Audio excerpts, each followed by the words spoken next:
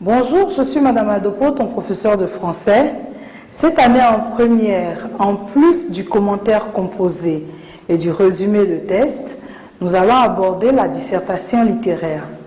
C'est un exercice qui est un peu nouveau pour toi, mais rassure-toi, tu l'as déjà abordé sous certains angles lorsque tu faisais la production écrite.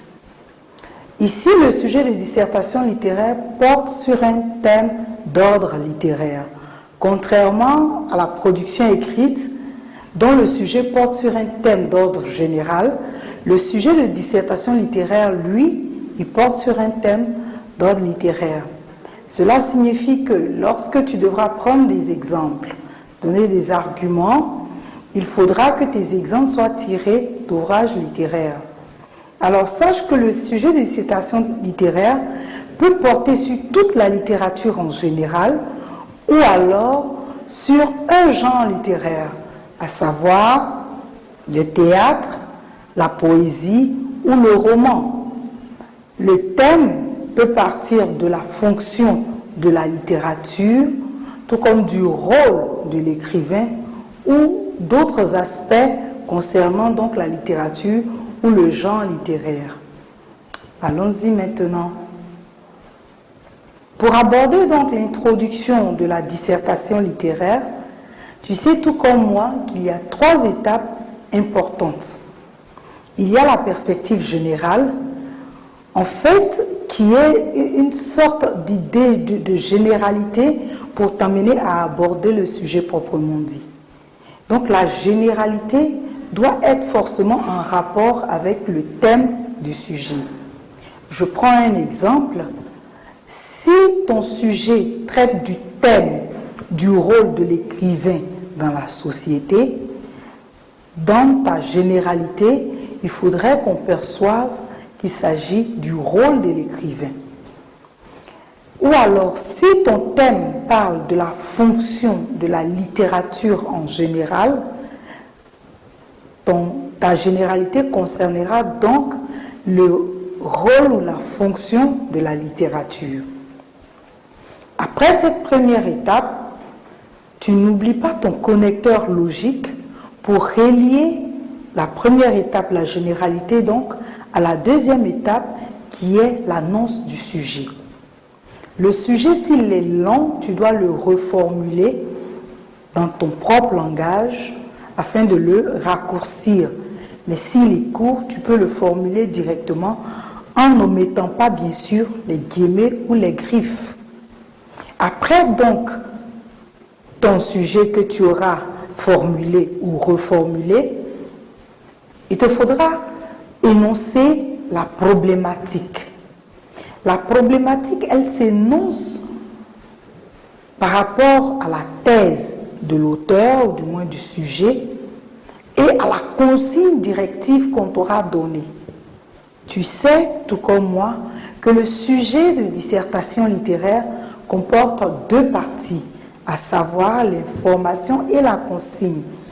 Et la consigne te permet donc, avec la thèse du sujet, d'élaborer la problématique sous forme de questions que tu poses.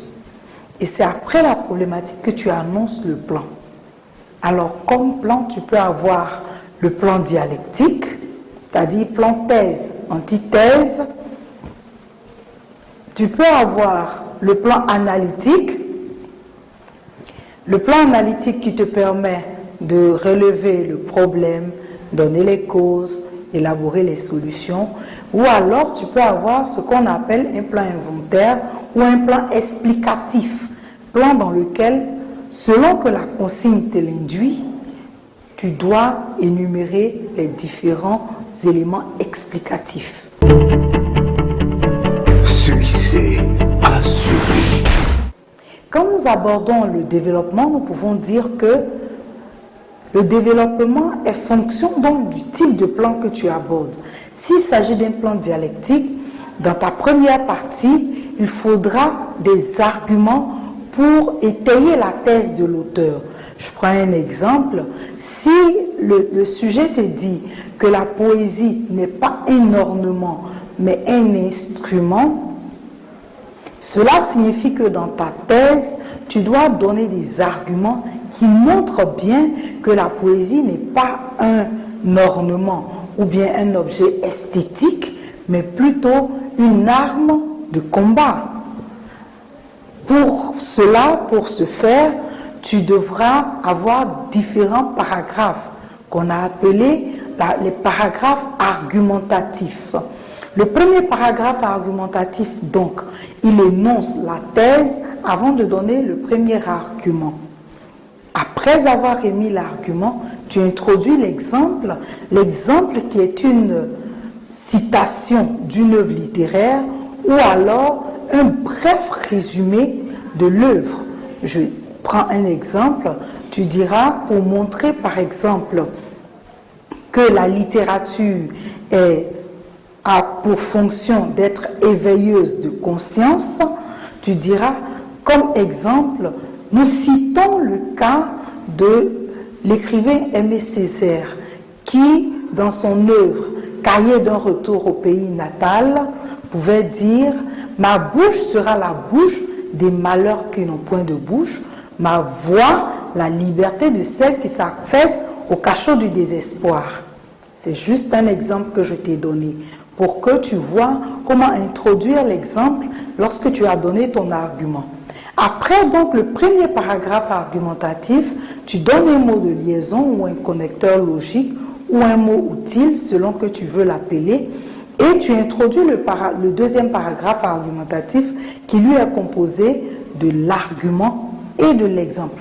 Je dis le ou les exemples parce que pour un argument, tu peux toujours donner deux exemples. Voilà en ce qui concerne la thèse. Pour ce qui concerne l'antithèse, il s'agira pour toi de relever les limites de ce que l'auteur a dit.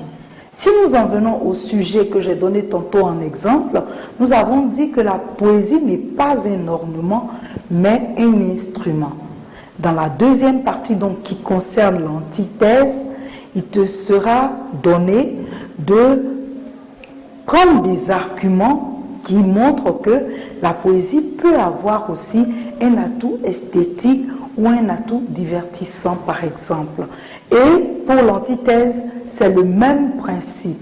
C'est-à-dire que de même que tu as eu à utiliser les paragraphes argumentatifs pour énoncer ta thèse, utilise les paragraphes argumentatifs pour énoncer ton antithèse. Pour ce qui concerne la conclusion, tu dois savoir qu'elle aussi obéit à des règles. Par conséquent, la conclusion obéit à trois étapes principales. La première étape étant le bilan. Le bilan qui est une sorte de synthèse, tu peux l'énoncer en une ou deux phrases maximum. C'est une synthèse de tout ce que tu as élaboré dans le développement. Après le bilan, il y a le point de vue. Le point de vue que tu donnes par rapport au thème qui a été étudié, et puis ensuite, l'ouverture qu'on appellera aussi élargissement du thème. Voilà un peu en ce qui concerne la dissertation littéraire. N'est-ce pas que tu es un champion et tu me l'as prouvé plusieurs fois? Alors vas-y, la réussite est au bout de l'effort. Succès assuré.